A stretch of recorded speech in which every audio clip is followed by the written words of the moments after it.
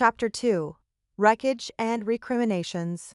The harsh fluorescent service lights buzzed to life with all the romance of a morgue, flooding the driftwood room in unforgiving white light. What had seemed sophisticated and elegant just hours before now looked like a crime scene. Chloe sat up slowly on the marble bar top, her body aching in places that reminded her exactly what she'd done.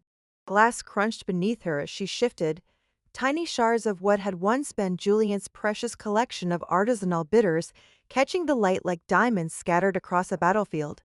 "Jesus Christ," she muttered, taking in the distraction. Sticky pools of expensive liquors had created abstract art across the pristine marble floor. A bottle of something that probably cost more than her rent payment lay shattered near the ice well, its contents slowly dripping into a puddle that smelled like lavender and regret. Julian stood with his back to her, already buttoning his ruined shirt.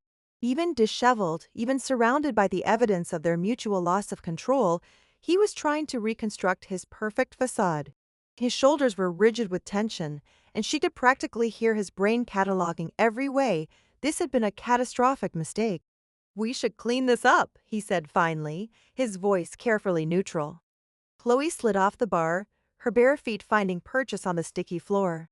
"With what a hazmat team!" She gestured at the chaos around them.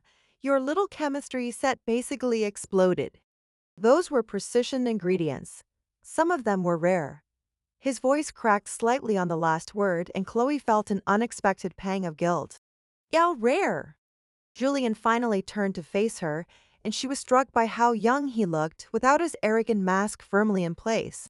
The saffron tincture took 3 months to develop. The aged balsamic reduction was from a supplier in Modena who only works with 5 bartenders worldwide. "Shit," Chloe grabbed some bar towels from behind the station. "Okay, we'll figure it out. Insurance or something." "Insurance doesn't cover," he gestured vaguely between them, then at the destroyed bar top, "this." They worked in stilted silence, carefully collecting the larger pieces of glass and mopping up the sticky evidence of their encounter. Every time their hands accidentally brushed while reaching for the same shard, electricity shot between them, a reminder that whatever had happened wasn't entirely burned out of their systems. "This was a mistake," Julian said abruptly, dropping a handful of glass into the trash bin with more force than necessary. Chloe's jaw tightened. "Which part? The fucking or the fact that you actually enjoyed yourself for 5 minutes?" "All of it." But his eyes betrayed him, lingering on her mouth before he caught himself and looked away. "We're completely incompatible. Different worlds, different values, different everything." "Right. Heaven forbid you slum it with the peasants." Chloe wrung out a towel with enough force to strangle it. "Don't worry, Prince. I won't tell anyone you lowered yourself to my level." "That's not what Julian started, then stopped himself. What was the point? She was right, and they both knew it. He came from boardrooms and wine tastings. She came from shot and beer crowds and last call chaos. Tonight had been an aberration, a perfect storm of competition, adrenaline, and mutual antagonism that had combusted into something neither of them had expected. By the time they'd managed to make the bar look less like a war zone and more like the scene of an unfortunate accident, the sun was beginning to rise over the city. The golden lights streaming through the hotel's floor-soling windows should have been beautiful, but instead it illuminated the awkward reality of what they'd done. "I should go," Chloe said, shouldering her bag of bartending tools. "Chloe." Julian's voice stopped her at the door. When she turned back, he looked like he wanted to say something important, something that might make sense of the chaos between them. Instead, he just nodded stiffly. "Drive safely." A dismissal stunned more than it should have. Chloe's apartment was a study in comfortable chaos, the complete opposite of what she imagined Julian's place looked like. Banned posters covered the walls, empty beer bottles crowded the coffee table, and her bartending manuals were stacked next to romance novels with lurid covers. It was real, lived in, unapologetically authentic. She collapsed onto her second-hand couch and tried to convince herself that she felt nothing but relief that the whole disaster was over. Julian was pretentious and condescending and completely wrong for her in every possible way. The sex had been good, okay, it had been fucking incredible, but good sex didn't make up for fundamental incompatibility. So why couldn't she stop thinking about the way his careful control had shattered when she'd kissed him? Why did she keep remembering the vulnerability in his eyes when his perfect facade had finally cracked? Her phone buzzed with a text from her best friend and fellow bartender, Marcus. How did the fancy competition go? Did you show those pretentious assholes how it's done? Chloe stared at the message for a long time before typing back. Didn't win. Long story. Needs sleep. She couldn't bring herself to tell him about Julian. Not yet. Maybe not ever. Meanwhile, across town in his molest apartment, Julian stood under a scalding shower trying to wash away the scent of dive bar and complicated woman that seemed to have embedded itself in his skin. The hot water did nothing to clear his head or stop the replay of every moment from their encounter. He built his entire career on precision, on control, on elevating his craft to an art form that demanded respect.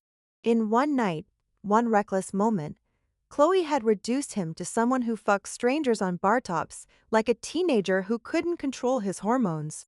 The worst part? He couldn't bring himself to regret it entirely.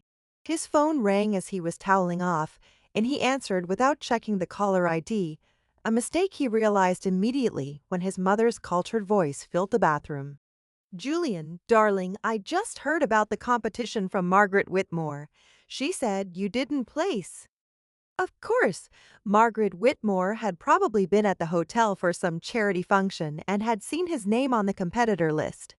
His mother's social circle was small and gossipy, and his career was always a source of embarrassment they discussed in hushed, disappointed tones. I came in sixth, Mother. He closed his eyes, already exhausted by a conversation that had barely begun. Oh, the single word contained volumes of disappointment. Well, I suppose these things happen. Perhaps it's time to consider that opportunity at your father's firm again. The offer is still open. I'm not interested in corporate law. Julian, you're 32 years old. How long are you going to play bartender before you grow up and join the real world? Play bartender.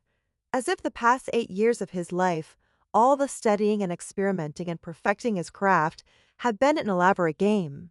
As if the recognition he'd fought so hard to earn meant nothing because it came from the wrong kind of people. I have to go, Mother.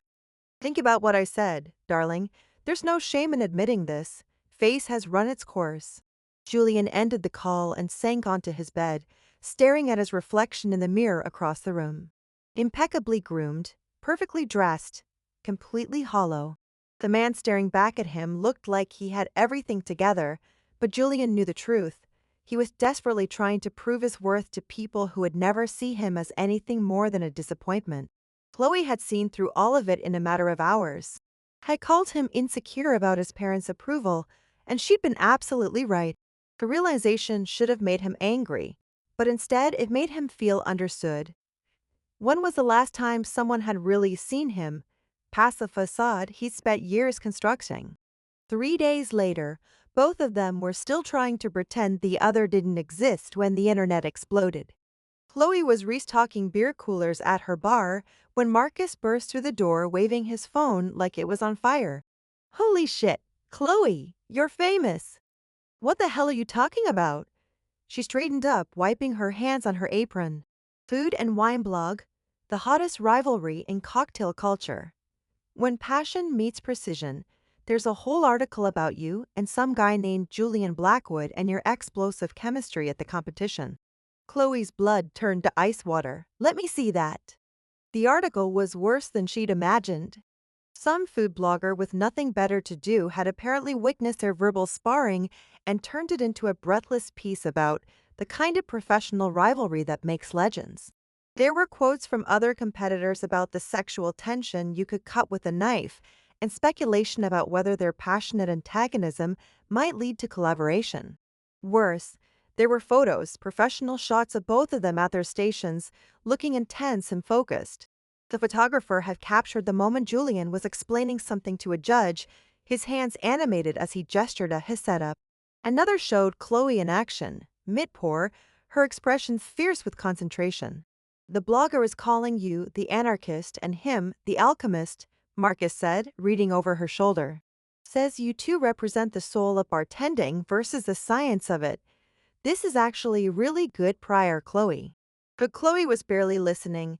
All she could think about was Julian reading this article, seeing their private moment turned into public speculation. Would he think she talked to the blogger? Would he blame her for turning their disaster into a circus? Her phone rang, unknown number. Chloe Martinez, this is Victoria Chen from Metropolitan Hospitality Group. I think we need to talk.